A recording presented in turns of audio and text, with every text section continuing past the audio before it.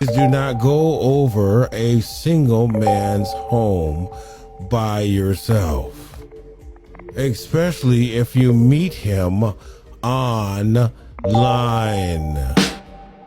All right, I want you to take your time and think about that. That's not a good idea at all. You're too young to know why you're doing it, but more importantly, you should not be doing it. Bring a friend, tell a parent. Oh, shocking. Tell your parents.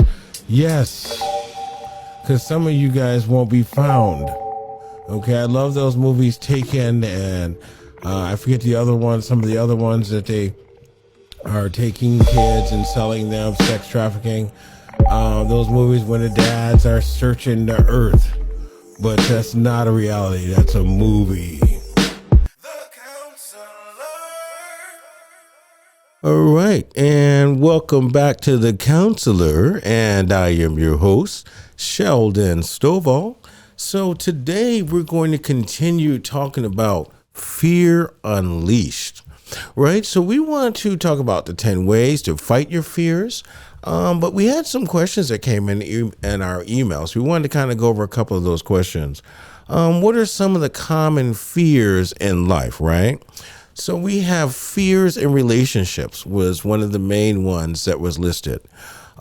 People are afraid sometimes if they were they were hurt in the past, right? They might be afraid to be hurt again. So fear would sometimes keep someone from getting back into a relationship, right? Or if they've seen their parents always fighting and, they've seen their parents' relationship in peril all the time, some people might be afraid to get married or have a live-in situation because of fear, again, of their relationship becoming the same as what they saw or they were used to, right? And then even in those situations, some people have been physically harmed in relationships, right? So if you put your hand up real quick by accident, if you just met and that person jumps, right, you will be able to notice that, right? So you would want to always move a little slowly around that person because you would be able to see that there might be a little bit of fear from or PTSD from former relationships, right? So it's scary. Let's just say it. It's frightening being in relationships, right? It's very frightening. Fears in the workplace, right? So if you we're starting a new job, right? So some of us, if we move or we relocate or get married or decide to, start our career in a new company, right?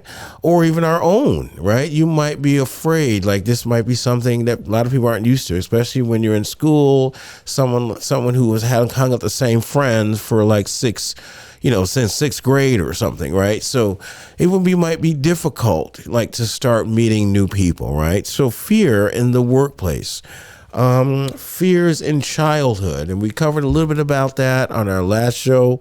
Some people learn fears as children, right? So our children now that are being exposed to the situation overseas, right? And they're hearing about hunger and they're hearing about gas prices, right? So they're going to start hearing those things more and it's going to make them afraid, right? And then what about the children that had to deal with terrorist attacks from other countries or even inside the country, right? So those fears as children, they do start to come back when you're older, especially if you don't want to start working on it, right? So we're talking about fear unleashed, right? Fears in recovery, right? That's a big thing, right? So some people, they get nervous. The family has put a lot of pressure on them. You have one more chance. You mess up one more time and you're done, right? That sometimes that fear, right, while your recovery will help you not go back, right? So sometimes that can be a good thing, pressures from family about recovery, right? Or even the fear of a relapse, right? Some people are afraid they're going to relapse, and they're telling you it's been 20 years and I'm still afraid that I might, right? So that fear of what happened to them stays with them, and sometimes it helps prevent future issues, right? Fear in adults, right? So even when you become an adult, things change, right? Some of us, when we're kids, we're not paying rent. We're not worrying about bills, no cell phone bills. And all of a sudden you turn 18, you have a cell phone bill, a car payment. You're trying to pay your way through your own college, right? So fear that you, again, now that you're an adult, responsibility might hit. Oh no, being responsible, right? Fears in public speaking, and we talk about that a lot. Some people, they get afraid when they start speaking in front of people. So it's important, again, parents, as we mentioned in our last segment, let the kids try out in a play, right? Even tryouts are frightening, but once you get through the tryouts, and from what I understand, most kids get it if they try out for something, right? So, you want to get your kids involved with something that would help them start being able to speak, especially in this cell phone age where these kids, they talk to each other via cell phone and that's it, right? Everybody's, on their cell phone meeting friends or meeting different ones, dating and breaking up via text and cell phones. That still shocks and amazes me that some people have never met and they've been dating for 6 months via text. So that's a new thing, and I'm still getting used to it. All right, so Fear Unleashed, 10 ways to fight your fears, right?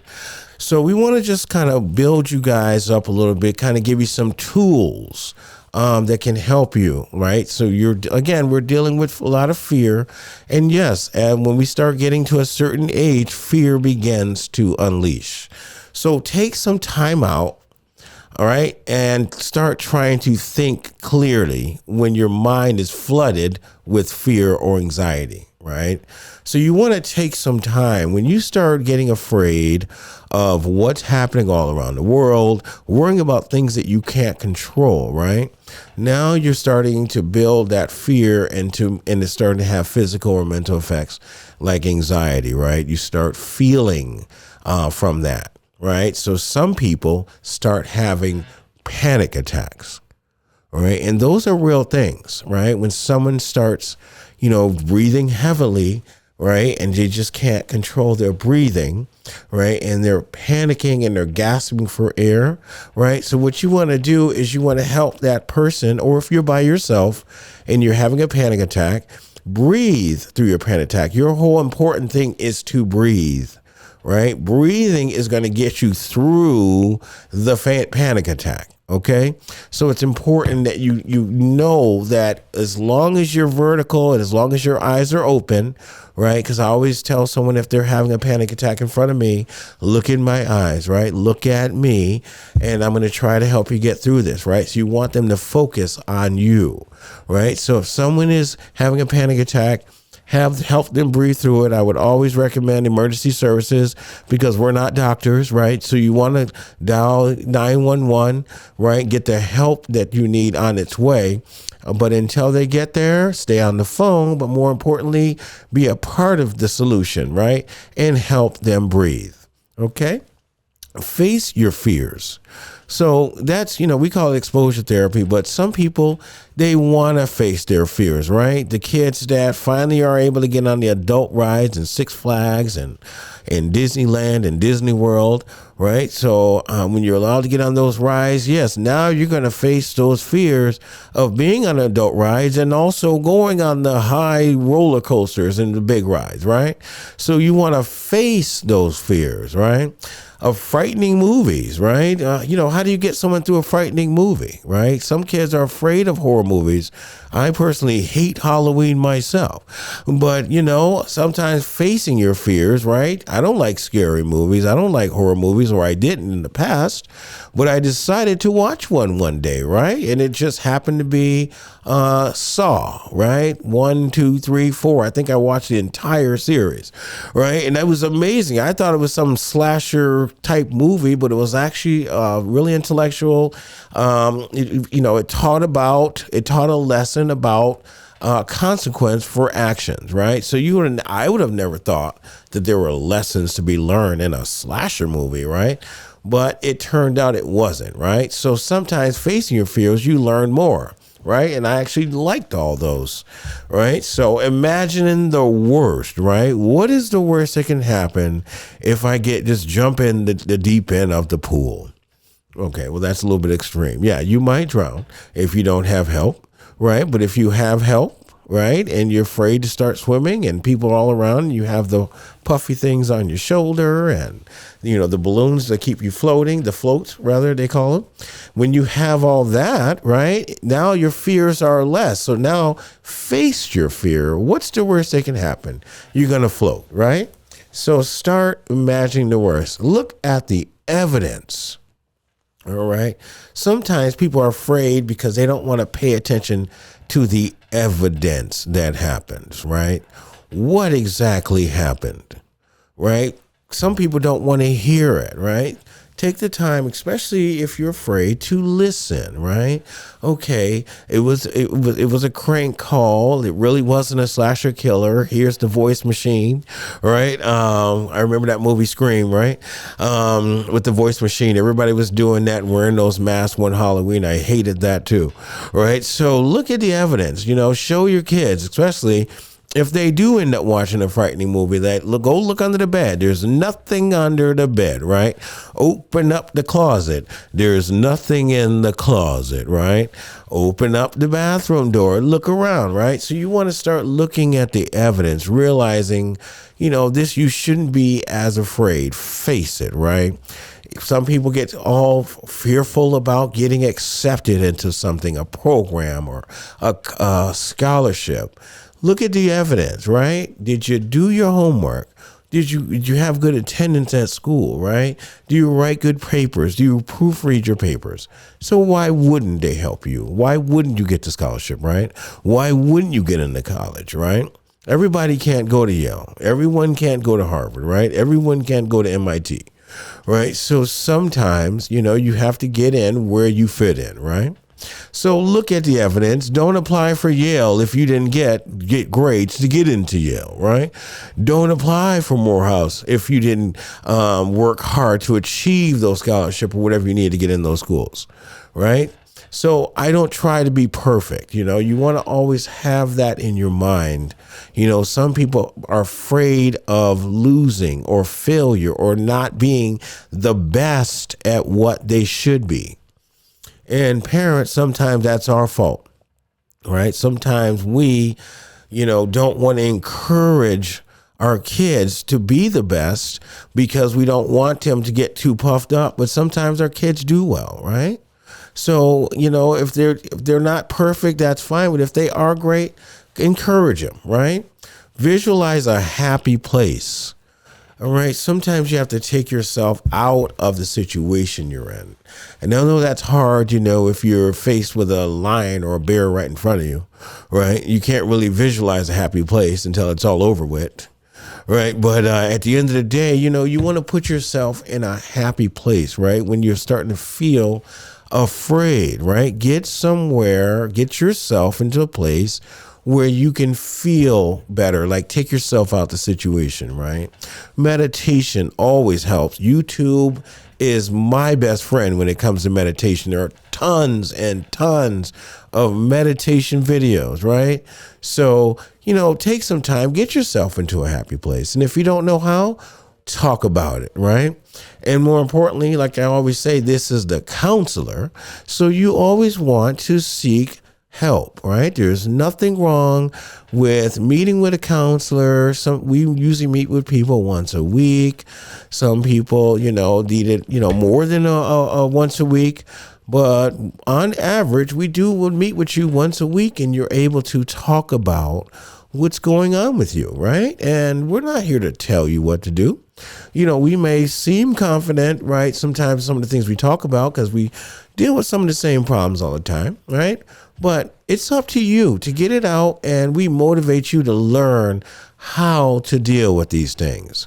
So a couple things I looked up here. How do you train your brain to stop the fear, right? So this is some technical things, right? Your brain can learn new therapeutic and lifestyle practices that work, including meditation. So a 30-minute meditation practice once a day can help you reduce the size of the amygdala, which can make it easier for you to think rationally, right? So the important thing is rational thinking, right? You have to start being rational about your thoughts. You want to make sure you're not overreacting on things that don't need the overreaction, right? So, if you're going to, let's just use an example of maybe a zoo, right? And, their kids are learning, we're going to see bears and lions. And if they ask you, Mom, is the bear going to get loose, right? That's the beginning of a little bit of fear. You're going to say, no, don't worry about that. They're in cages, and maybe you can show them, right? You can show them online about maybe how they can use, they'll be safe, right? You want to make sure they look safe or feel safe, right? Or learn how to feel safe or be in a safer place. All right. Well, because men are afraid of rejection, the reason they fear rejection is because the majority of men wrap their sense of self-worth up in whether or not a woman, right, is going to accept or reject them. So we're talking about, why do boys fear to talk to girls, right? That was the other question that we wanted to go over before we run out of time, right? So you get nervous. You don't know what they're thinking, right? Of course, when we get older, we know that we probably were a little bit foolish and less educated, right? But as kids, yes. Do you like me? Circle yes or no, right? And you're afraid to hand over the piece of paper. So sometimes people do become afraid, right? And to approach people. But we have technology now, right? We have the greatest things in the world, like our cell phones. So we can always text and say, hey, you ever see anybody afraid to send a text and they're like reading it to you and they're like, hey, do you think I should send this text or not? I'm afraid to, right? These are words, right? There's no tone coming over a text, right? So, people send it. Yeah, go ahead and send it. Don't be afraid. What's the worst that can happen? All right. So we just wanted to kind of go over Fear Unleashed. And parents, we want to encourage you to talk with your kids. Right now, we get a lot of questions about, what do I say to my kid about the war in Ukraine or about Russia, right? Watch the news, right? Pay attention to what's happening. Read some articles, right? Read around, because, there's so much information out there. But learn yourself. And when you're able to know and they can see that you're calm about what's happening, more importantly, they will also get that same energy. All right. So if any of you guys are feeling fearful, right, if your fear is unleashed or you feel nervous about things that are going on with your family, and if you don't have anybody to talk to, please seek professional help, number one. More importantly, you can always give us a call here at the Counseling Network. Our number is always rolling at the bottom of the screen, so you can give us a call. You can email me at promo@thecounselor.live, or you can slide up in my DMs.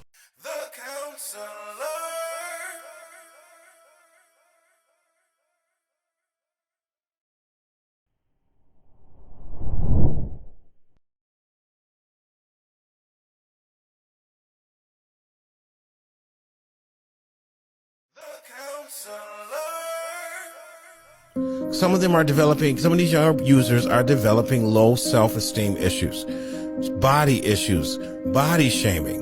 Everyone thinks they have to have this waist that's a size 0. Some people cut their ribs out. They get surgery to remove fat. They put fat in different places. Everybody doesn't spend their money on the mall on Louis Vuitton purses. Some people actually take their money and invest into their body to look physically more attractive. With that said, You know, there was a story with a guy, I'm going to pull it up in a minute, who had gotten his chest implants. So they weren't like breasts, but they were like kind of pecs and muscles. So, but because he was working out and the way he was working out, it started shifting them. So then they fell down under a pocket in his chest or something. I can't remember the entire article, but the point was the man, you know, the surgery went botched. It went wrong and he almost died. He had to have him removed right away. And the first thing he said when he came out of the surgery was, "My life is over. What am I gonna do?" So I said, wait a minute, give me a second. So, I mean, I just, you know, so I'm a thinker. I like to think.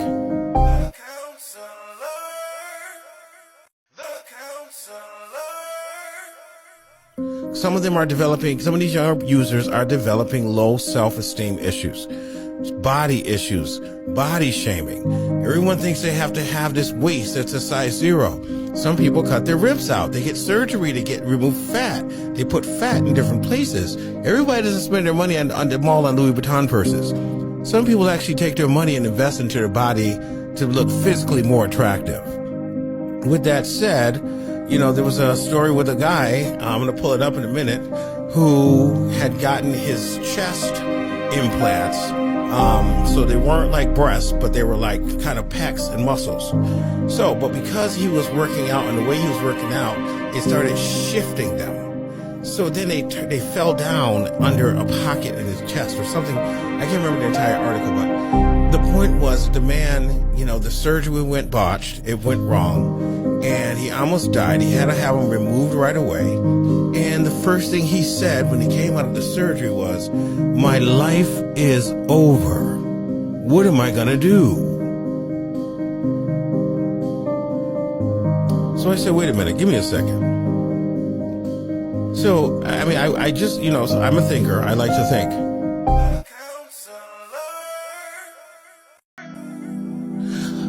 Is it okay to break up with your girlfriend for talking to another guy or following or liking another guy on TikTok?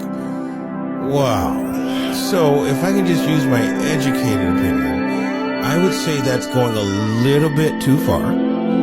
That person can be on the other side of the country and you two are arguing about someone that this person will never meet or never knew, and they just like looking at that person. So my thought is that maybe you need to look in the mirror and check out your self-esteem levels. Maybe you have low self-esteem and you're feeling insecure. That's not her fault. All right, she was looking at the other guys before she met you. She may look at other guys while she's with you. It's okay. You have eyes, you can see. Right? I'm looking at you guys on the camera. So looking at someone, I don't think is a reason to break up. But for me, you know, but I'm older now. I probably would have tolerated that back in the day. But for me, I just think that's doing too much. Another reason to argue. So, relationships. All right. More results. The concept was pretty simple. You know, just thinking about the concept. You know, of course, we were just messing around when we first built the studio. So it just came out, and then, you know, we gave it some life by, you know, giving it some substance. And pretty much Talk That Shit show was really supposed to be for you to come on a show without being censored, without being told what to say. You were supposed to be able to talk your shit and, you know, be free about it. And it's like a judge-free zone. So nice. And that was the premise of the whole Talk That Shit show. And also wanted to be in the community. We wanted the people around us to be able to, you know, voice their, you know, business, whatever they were doing, their venue, whatever they were doing. We wanted them to be able to showcase their talents on our show. So it's just like, you know, it was a double thing. Like, talk that shit. If you doing something, talk that shit. I like that. And if you wanted to voice your opinion too, talk that shit too. Nice. Without being censored. We Nice. don't like cancel culture around here. Okay.